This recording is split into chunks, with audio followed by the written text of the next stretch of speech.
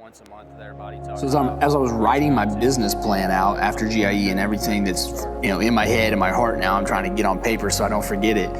Quickly realized that plan equaled $100,000 investment in my company.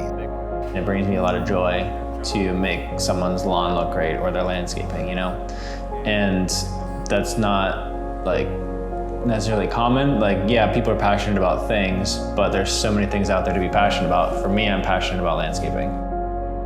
You got a lot to look forward to because I was the guy doing everything. We were my brother and I were mowing, blowing, and trimming and going. And it was long days and long nights. It's inspiring to see that this is not just a weekend warrior, and I don't say that in a bad term because those guys are kicking butt too. But I think they get like, man, I can make a career out of this. You kind of have to let go of things if you want to grow.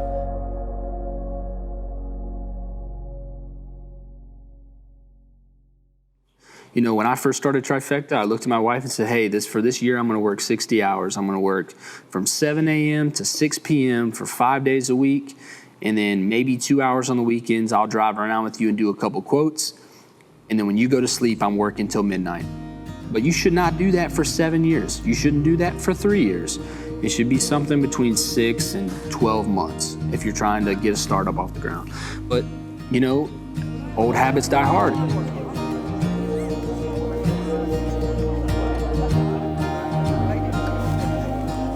When I first started my landscape business, I just wanted to grow it quickly, and I didn't know anything about profitability. I didn't have a P&L statement or a bookkeeper. I didn't know even what to charge. And then as I got going, I kept falling on my face. And then I found out what I really liked was what we call the lean and mean model.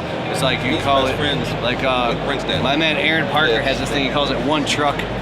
Big profits. So I started dialing things in and getting it as profitable as possible. And now I've learned that before I even ever think about scaling, I want everything super, super profitable at a small level, so you're not expanding the chaos factor. So that was really important to me. I appreciate that perspective a lot because I feel like people say you can either stay where you're at or you need to scale like crazy. And what you're saying is, no, you need to just get better at what you're already doing well.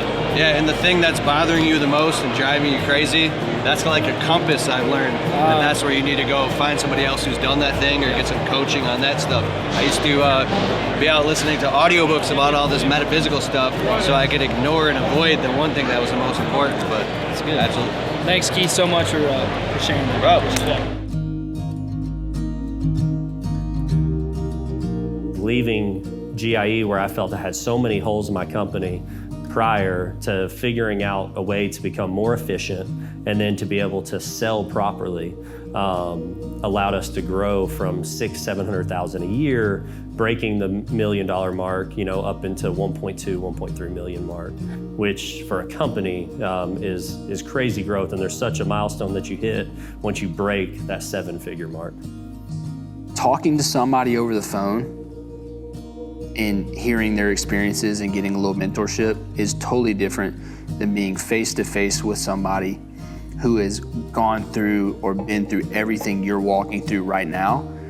Like, all of us need that peace and sanity and structure, where you're not working 70 hours a week your whole life. Because a lot of landscapers do that. A lot of guys in the green industry never get to a place where they trust somebody or have trained somebody or have created systems that allow them to have a normal, everyday life.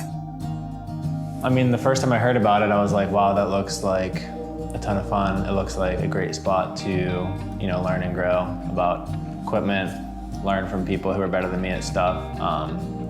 But outside of that, it was just a great place. Like, a lot of, powerhouse people, so to speak, go to GIE and advocate for GIE. So that was attractive to me. I'll probably be more focused on things that can kind of like elevate what I'm already doing, like whether it's software or tools to be more efficient with our processes. Probably not gonna drop 30 grand on like a brand new like walker mower or whatever's out there, But I think in the future, absolutely, will I be prepared and ready to invest in something that's going to be a really big game changer for us. And I'm not going to be able to compete with the 200 employee guys or the people who have, all the tools and equipment you can imagine, but can I be the most professional, the best dressed, the most on time, the easiest to pay, and the clearest communication? And so that was my first goal leaving GIE. Can I be the best of the 80% of my competition in my market? And so when I left GIE, I felt like I had those tools. I'd tell year one, Trey, that year four is, you got a lot to look forward to. Because I was the guy doing everything. My brother and I were mowing, blowing, and trimming and going, and it was long days and long nights. I was wearing all the hats, and getting coaching from a veteran, with someone with greater knowledge, is a game changing, because you can double your business within a year without the trial and error. And for anybody, that's one of the most important things, I think, is just connecting and being a sponge and learning everything you can, because that's what takes you to the next level, from a business owner and operator to a business owner. So I feel like you're always kind of, as a business owner, you've got your wheels turning in your head.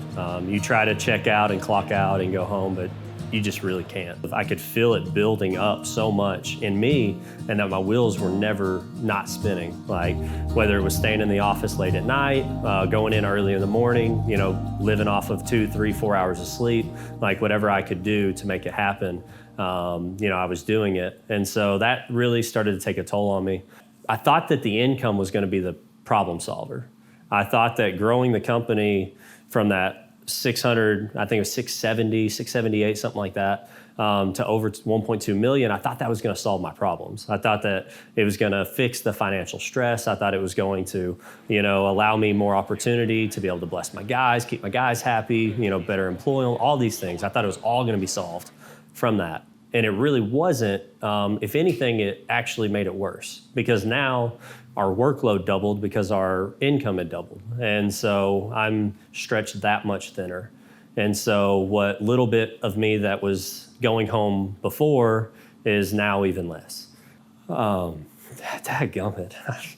I've talked about it a lot. I just thought I could make it through it.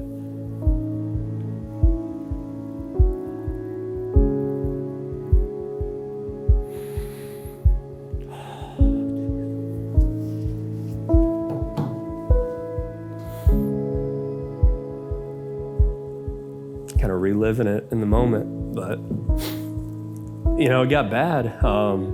Thought it was going to solve all those issues, and it doesn't. And it actually made it worse, especially for me. I got to a really dark place in my business. From the outside, everybody would say, "Hey, man, you're doing great. Y'all's business is doing great. Y'all doing a ton of work. You're doing great work." But I was so broken and just completely crumbling on the inside. I was a workaholic. Like, I literally just consumed myself in my work, and that's how I coped with things. I thought if I worked harder, put my head down, worked through it, all this other would be solved. And it put me into a really bad depression, some really dark places. It got so bad, I think I went almost 2 months without talking to my wife. But what that did is that allowed me to start to focus on the problems inside my business, create processes in my business, make my business more successful, make it more profitable, and neglect my marriage.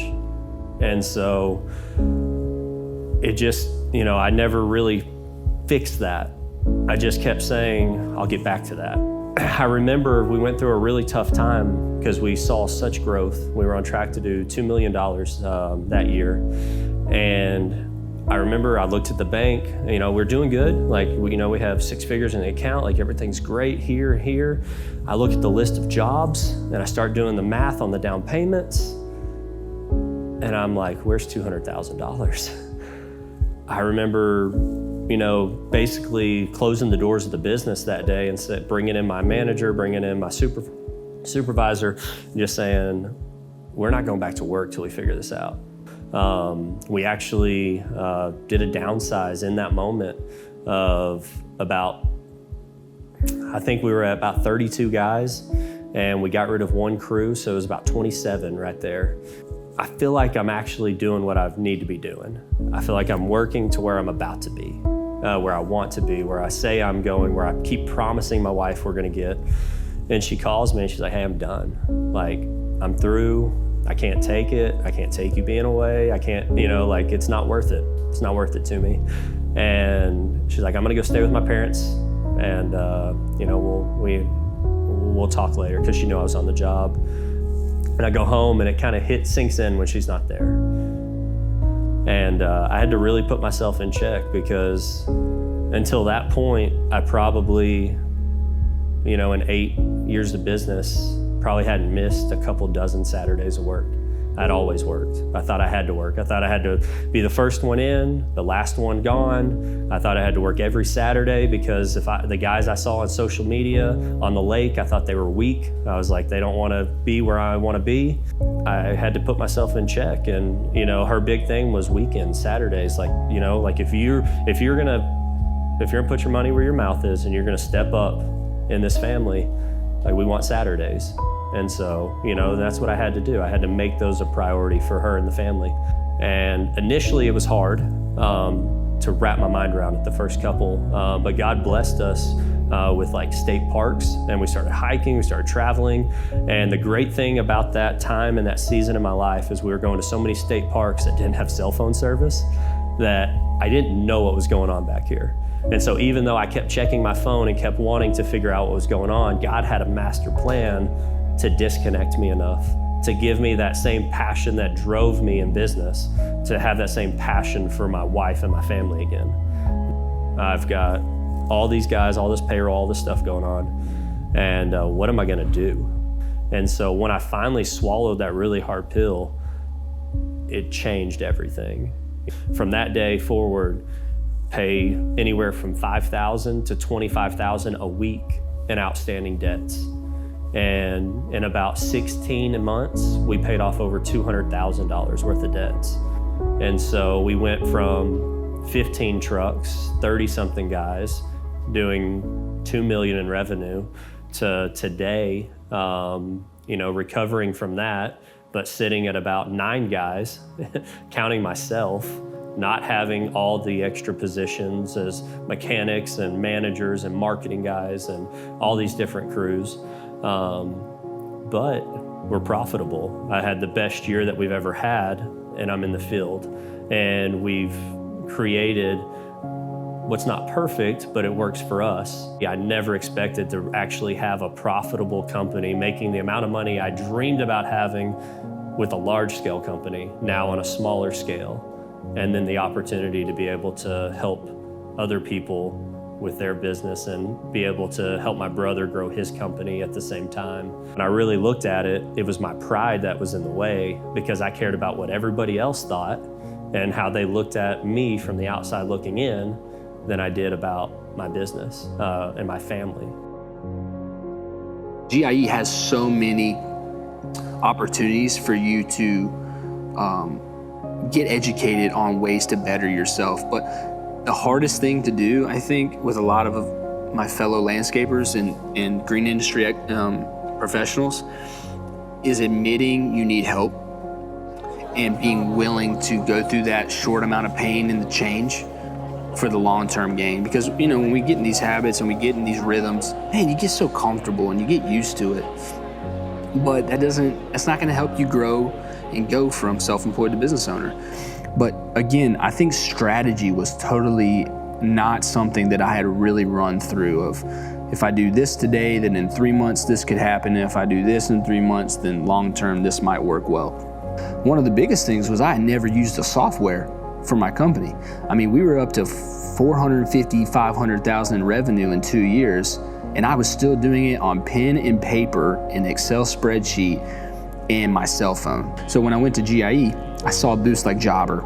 I saw booths that I didn't even know there was softwares really. I'd heard about one small one, but I had no idea you could have a software that would send emails to your clients automatically, and you could email them invoices instead of getting a check under the doormat.